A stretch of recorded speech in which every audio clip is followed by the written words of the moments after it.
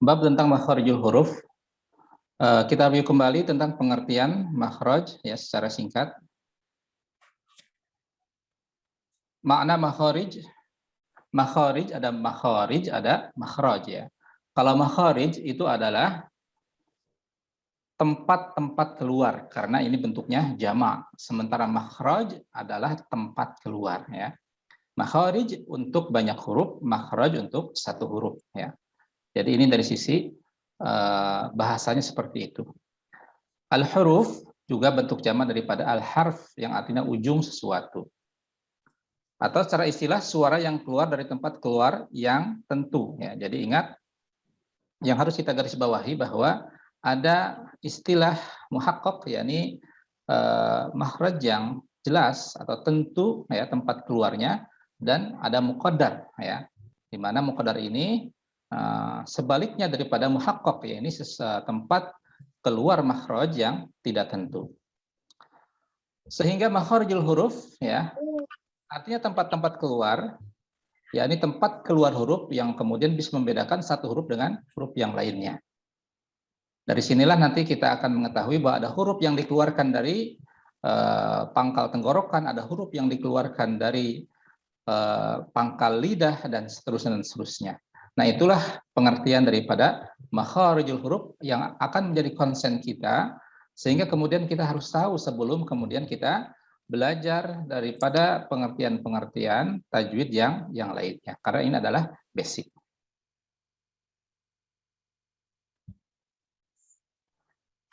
Nah, kita ulangi lagi supaya lebih jelas bahwa pembagian makharijul huruf ya itu ada yang secara umum, ada yang secara khusus ya. Yang secara umum itu ada 5 bagian. Yang pertama adalah al-jauf ya, artinya rongga. Yang kedua adalah al-halaq, al-halqu ya. Kemudian ketika diwakafkan menjadi al-halaq ya.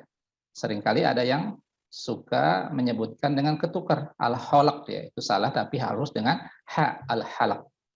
Kemudian yang ketiga adalah alisan ya. Al-halaq tadi artinya tenggorokan, al-jauf tadi artinya rongga, kemudian alisan artinya lidah ya. Jadi yang ketiga adalah alisan, lidah, dan yang keempat adalah asyafatan atau asyafatain artinya dua bibir, dan yang kelima adalah al-khaisum artinya rongga hidung. Nah, ini basic ya, ini sesuatu yang sifatnya dasar yang harus betul-betul kita pahami atau kita hafal dulu ya. Karena nanti pemahamannya akan berangsur-angsur seiring dengan pertemuan-pertemuan kita, termasuk insya Allah hari ini ya. Jadi ada 5 secara umum ya, mudah-mudahan nanti kita hafal. Nah, dari 5 ini kemudian terbagi ya kepada beberapa tempat yang berbeda. Nah, dari 5 ini nanti menghasilkan ya makhraj yang jumlahnya 17 ya, yang jumlahnya 17, dan ini adalah makhraj yang dimaksud secara khusus. Sebagaimana dikatakan oleh Imam Al-Jazari, makharijul hurufi 17. Makharijul huruf itu jumlahnya ada 17 ya, ada 17. Alladzi yakhtaruhu man ikhtabar, berdasarkan pendapat yang dipilih oleh para ulama ahli qiraat ya. Nah, ini mappingnya dulu ya seperti ini. Kemudian kita akan masuk kepada pembahasan makhraj yang pertama, yakni al-jauf. Apa itu al-jauf ya? Nah, mudah-mudahan sebagian atau semuanya tadi sudah membaca ya. Sudah dikirim kemarin malam ya, semalam malam. Al-jauf itu secara bahasa artinya rongga ya. Rongga itu sesuatu yang kosong ya.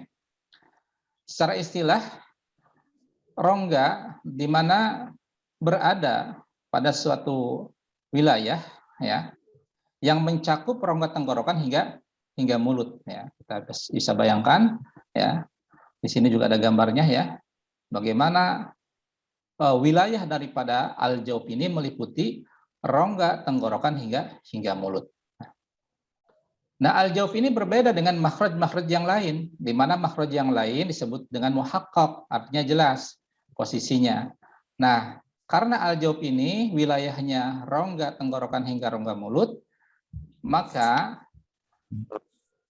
huruf-huruf yang keluar daripada rongga ini adalah huruf-huruf yang disebut dengan huruf mad ya, atau kita kenal huruf mad ini adalah huruf-huruf yang harus dibaca panjang, ya. Yakni alif, waw, dan iya. Nah, jadi sekali lagi, al-jauf padanannya atau huruf yang keluar darinya adalah huruf-huruf mad, ya, huruf-huruf mad. Alif bisa dibaca panjang ketika didahului oleh fathah. Di sini dicontohkan misalkan nun, kemudian ada huruf al-jaufnya, ya, yakni alif yang sebelumnya fathah menjadi panjang. Nah, ketika mengucapkan lihat di gambar, ya, berbeda dengan ketika mengucapkan yang lainnya, ya. Jadi mulutnya terbuka sedikit, ya. Nah, ya, jangan berlebihan. Kemudian yang kedua, ini disebutkan contohnya, ya, didahului oleh kasroh. Ni, ya, agak sedikit meringis atau nyengir. Ni. Dan ketika waw, ya, didahului oleh dhammah, maka perhatikan gambarnya, rongga mulut terlihat maju ke depan atau monyong. Nu, ya.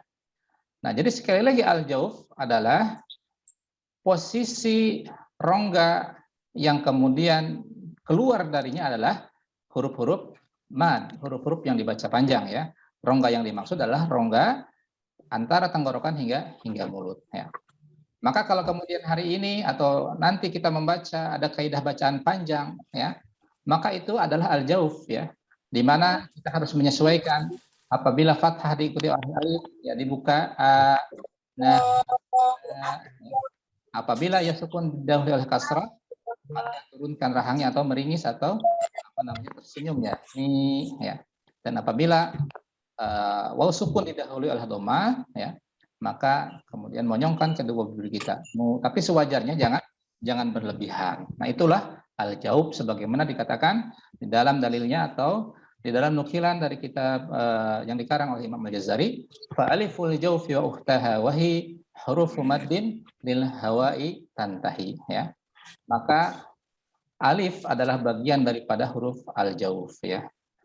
Wa ukhtahawahi, dan saudara-saudaranya atau saudari-saudarinya, wa ya huruf maddin, yakni huruf-huruf mad, yakni waw sukun, ya, waw mad, dan ya mad, ya. Il hawa itantahi, ya, yang berhenti seiring dengan berhentinya nafas.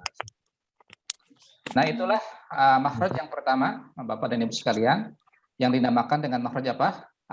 Al-jauf, ya. Nanti dipelajari, silahkan dibaca-baca, nanti dipahami, ya.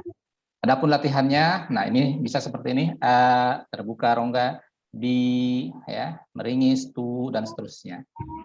Misalkan kita perhatikan dalam isti'adzah di bawah ada a'udzu billahi minasyaitonir rajim. Ini ada pada itu al-jauf, ya. Si rongga, si mulutnya monyong, dan itu keluar daripada rongga, ya. Jangan kemudian kita membacanya itu dibiarkan keluar dari hidung, ya. Nah, ketika panjang maka itu keluarnya bukan dari yang lain, tapi jauh. Apa itu jauh? Ya, ini rongga yang kosong daripada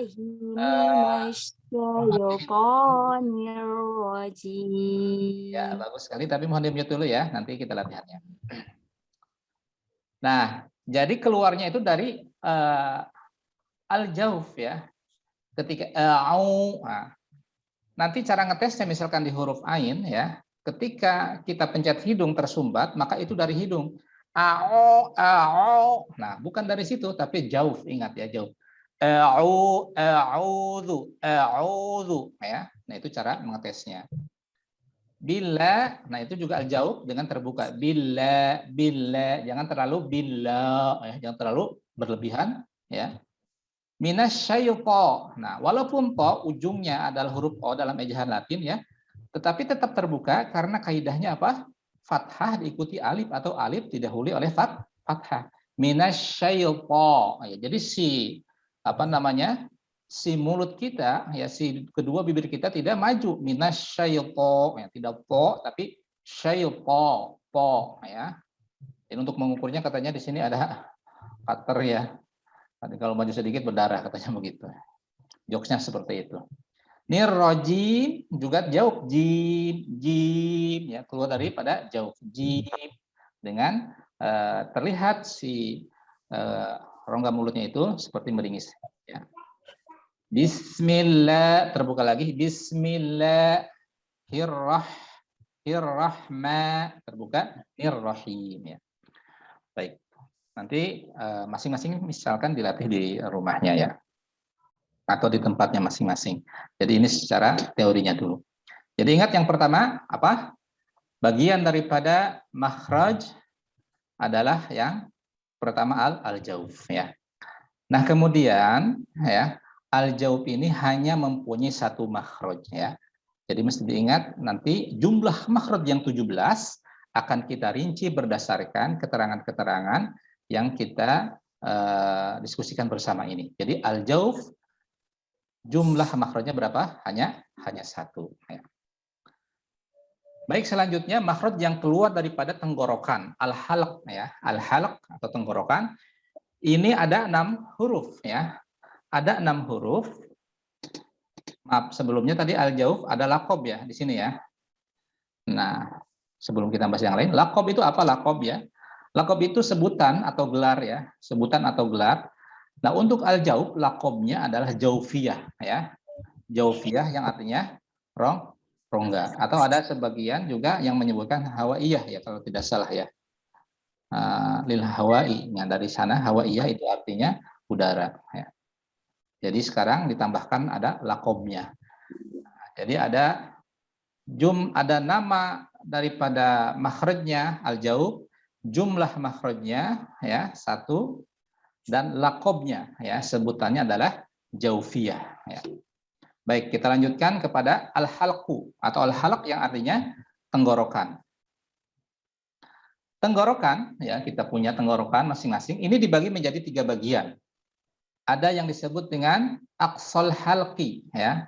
Aqsa artinya yang terjauh ya. Diartikan di sini ujung ya. Halqi artinya tenggorokan. Jadi aqsal halqi artinya ini salah ya. Pangkal tenggorokan, maaf ya, saya ralat nih. Tapi itu sudah tersebar ya, nanti diralat lagi ya. Aqsal halqi itu artinya apa? Pangkal ya. Salah tempat nih. Adna baru ujung.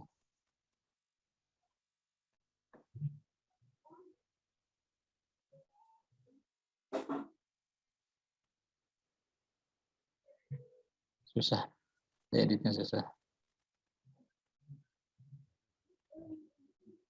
Ya, karena editnya agak susah ya. Nanti diperbaiki Bu ya. Maaf.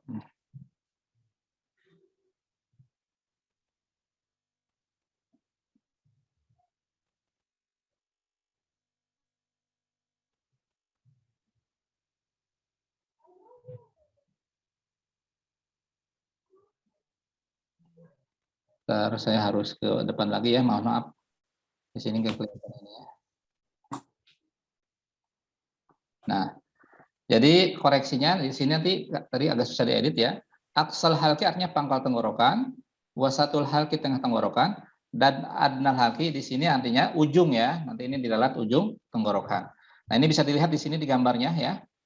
Nah, ini yang aqsa ya, posisinya di bawah ya. Disebutkan bahwa aqsal halqi itu posisinya di pangkal laring ya. Di pangkal laring, atau di sini kita ada cekungan ya. Di sebelum dada atau di atas dada itu ada cekungan. Nah, di sana adalah ada laring atau pita suara ya. Di atas cekungan ini ada pita suara. Yang kemudian batasnya itu ya, batas wilayah daripada tenggorokan daripada cekungan ini ya, laring ini hingga ke upula. Upula itu adalah lak-lakan ya. Lak-lakan ya, upula, daging yang menggantung kecil ya di sekitar tenggorokan. Nah, itu upula. Nah, itu wilayah daripada al-halq atau tenggorokan. Nah, dari wilayah ini dibagi menjadi 3 bagian. Ada yang pangkal tenggorokan ya, di sekitar laring tadi, ini yang terjauh ya, maka disebut dengan aqsa yang terjauh ya. Maksudnya terjauh dari mana? Terjauh dari mulut. Ya. Nah, bandingannya yang ketiga adna. Adna sebetulnya artinya yang terdekat. Jadi aqsa yang terjauh, adna yang terdekat. Yang terjauh dari mana? Dari mulut. Yang terdekat dari mana? Yang terdekat dari mulut. Ya. Nah, kita lanjutkan.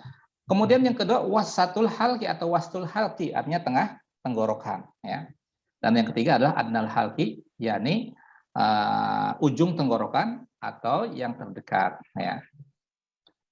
Baik, ya sekali lagi bahwa tenggorokan ya wilayahnya mencakup bagian daripada pita suara ya sampai kepada upula ya. Upula itu tadi disebutkan apa? Lak-lakan ya seperti itu.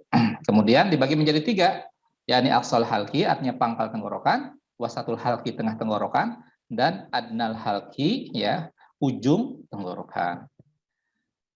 Adapun dalilnya kalau kita mau pakai dalil ya, mudah-mudahan nanti kita juga sama-sama lebih dalam mempelajari dengan dalil-dalilnya. Di sini disebutkan summa li aqsal halqi hamzun ha'u summa li wasfihi fa'ainun ha'u adanahu ghainun kha'uha. Summa li aqsal halqi, kemudian pada bagian aqsal halqi pangkal tenggorokan hamzun ha'u ada huruf hamzah dan huruf ha. Summa li wasfihi, kemudian pada tengah tenggorokan fa'ainun ha'u ada huruf ain dan ha ya. Adanahu ghainun khawha, adapun bagian yang paling dekat ya atau ujung tenggorokan ghainun ada huruf ghain, khawha dan huruf kha ya. Nah, adapun laqab atau sebutan untuk makhraj daripada al-halqi ini adalah halqiyah ya. Artinya tenggorokan ya. Baik, kita lanjutkan. Sekarang pembagian daripada al-halq.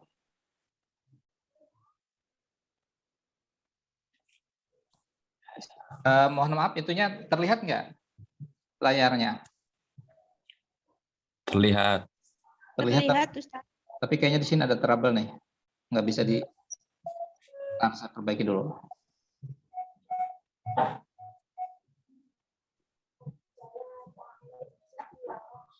Saya nggak bisa di-share tadi.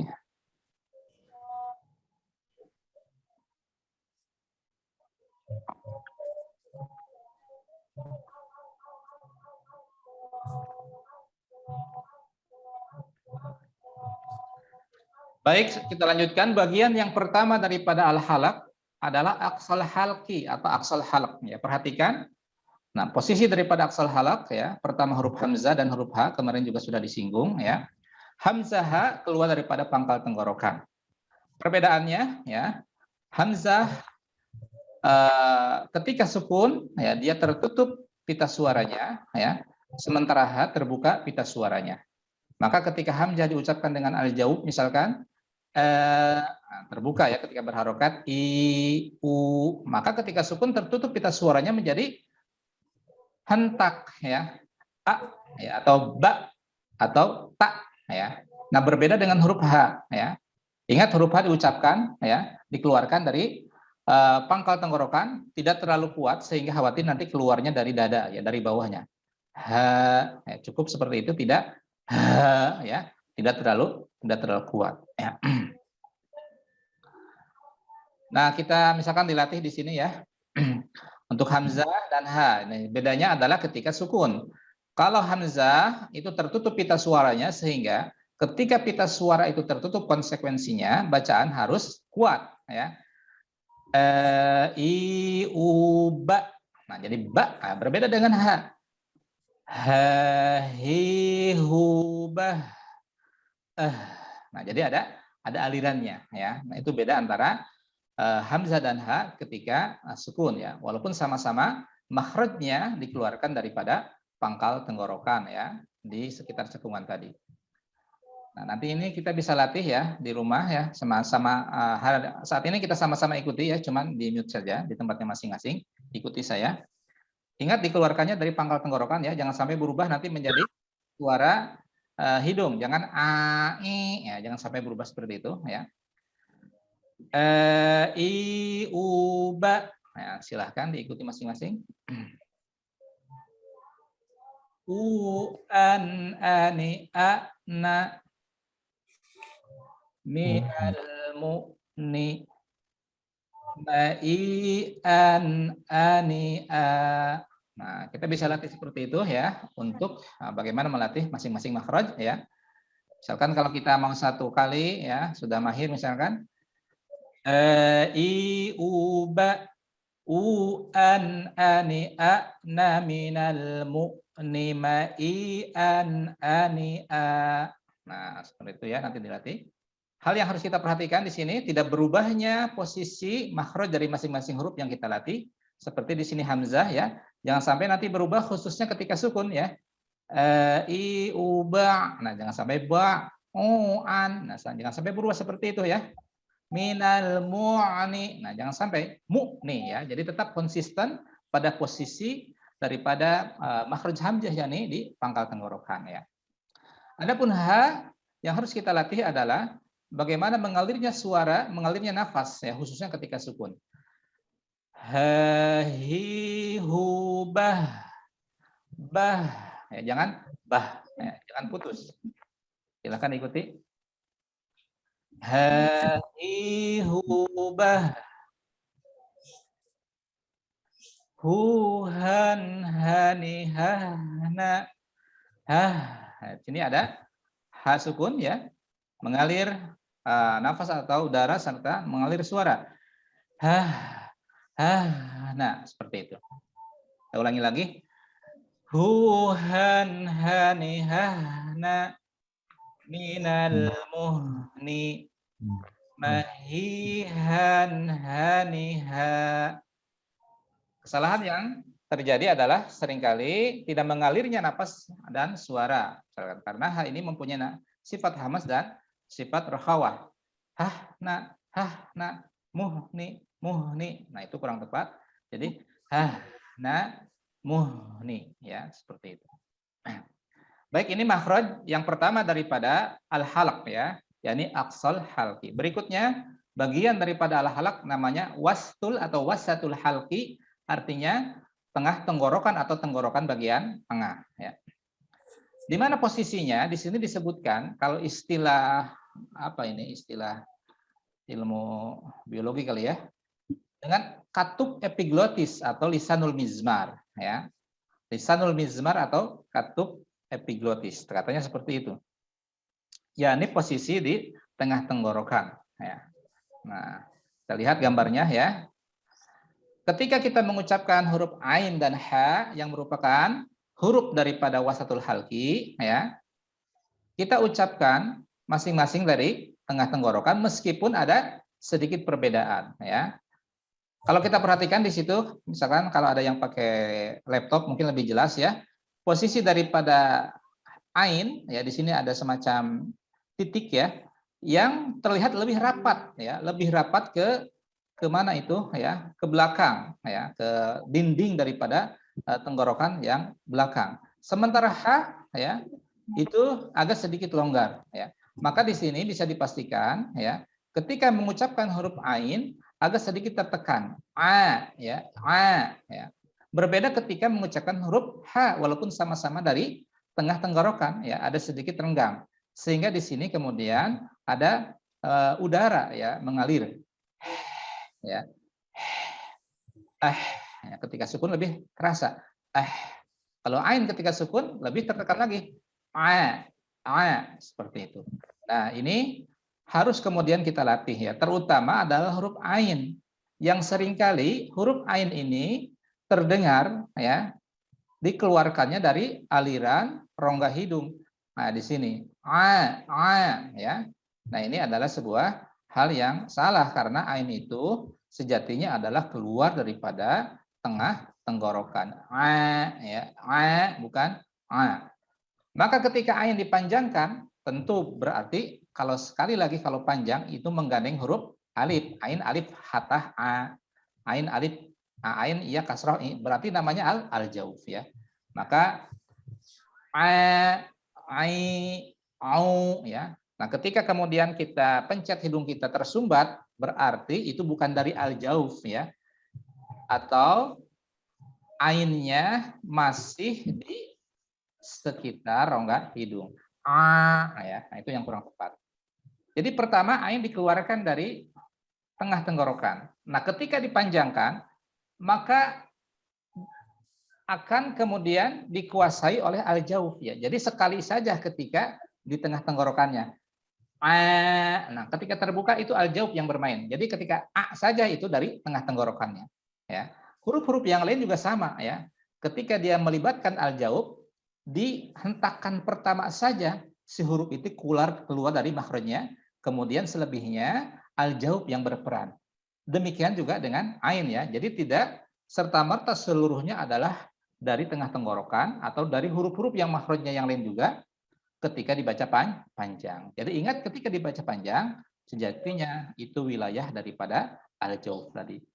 Ya. Demikian juga dengan ha ya. Maka ketika dibaca panjang juga melibatkan al-jauf. Hentakan yang pertama saja dia dikeluarkan dari tengah tenggorokan. Ha, nah, terbuka ya. Mari kita latih.